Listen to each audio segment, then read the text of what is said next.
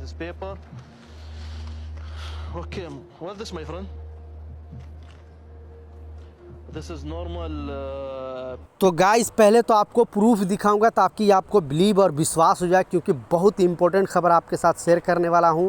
अगर आप भारतीय पासपोर्ट धारक हो तो आपको ये नियम जानना बेहद ज़रूरी है, क्योंकि एयरपोर्ट पर इस तरह का घटना घट रहा है। जैसा मैं बताया विथ प्रूफ भी आपको दिखाऊंगा, क्योंकि ट्रैवल से रिलेटेड कोई भी अपडेट आता है, कोई भी न्यूज़ आता है, मैं अपने चैनल पर आपके लिए डालते रहता हूं। तो जो नियम है उसके बारे में भी आपको बताने वाला हूं, लेकिन उससे पहले और अपडेट सामने आ रही है, क्योंकि बहुत सारे यात्रियों के साथ इस तरह का फ्रॉड हो रहा है। तो आप भी इस यात्रा का जो नियम बताया है गवर्नमेंट की तरफ से, उससे आप ध्यान में रखें और ये नियम को लाजिम फॉलो करें। पहला जो नियम बताया गया है, आई डोंट नो आप बोलोगे कि नहीं ये पहले था और ये पहले से, लेकिन एक सर्वे में पाया गया है कि ऐसे बहुत सारे यात्री हैं जो अचानक जा रहे हैं एयरपोर्ट पर, उनको पता चला कर दिया गया।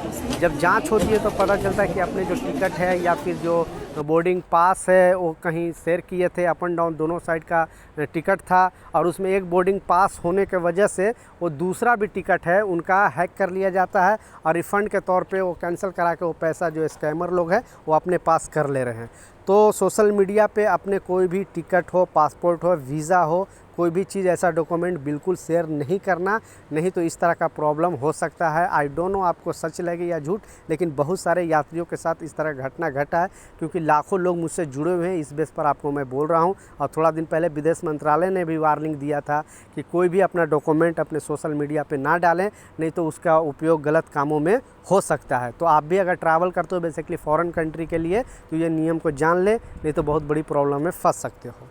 दूसरा जो अपडेट है, पहले तो आपको स्क्रीनशॉट पर लगा के दिखा रहा हूँ जस्ट। तो जैसा आप देख सकते हो मौज मस्ती का था प्लान, जेब में थे 11 लाख रुपए। एयरपोर्ट में ऐसी हुई एंट्री, फ़्लाइट पर ही नहीं बैठने दिया।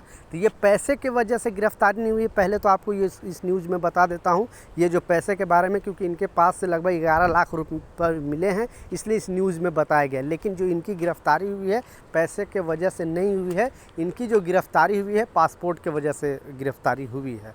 और इसमें बताया जा रहा है कि ये लोग बेसिकली बहरीन के लिए जा रहे थे, लेकिन इनके नाम पे कुछ केस था, यानी केस दर्ज था, और ये ट्रैवल करके मुंबई एयरपोर्ट के रास्ते, जैसे मैं बताया मुंबई के रास्ते ये जाना चाहते थे बहरीन में, और वहाँ पे मौज मस्ती करना चाहते थे।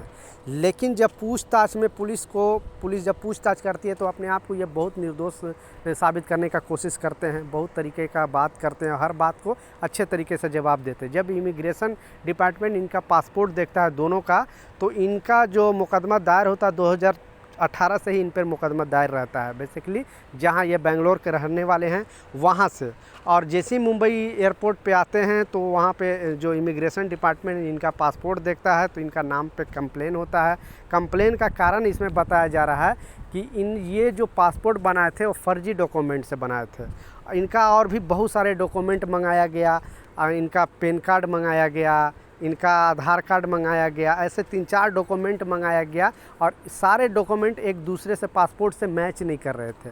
बाद में फिर इनसे पूछताछ हुआ तो पता चला कि इनकी जो फर्जी डॉक्यूमेंट से इनका पासपोर्ट बना हुआ है, और इनको वहाँ पे ही गिरफ्तारी करके जेल भेज दिया गया। एक कोर्ट में पहले भेजा गया, वहाँ पे अदालत ने इनको सज़ा सुनाया है।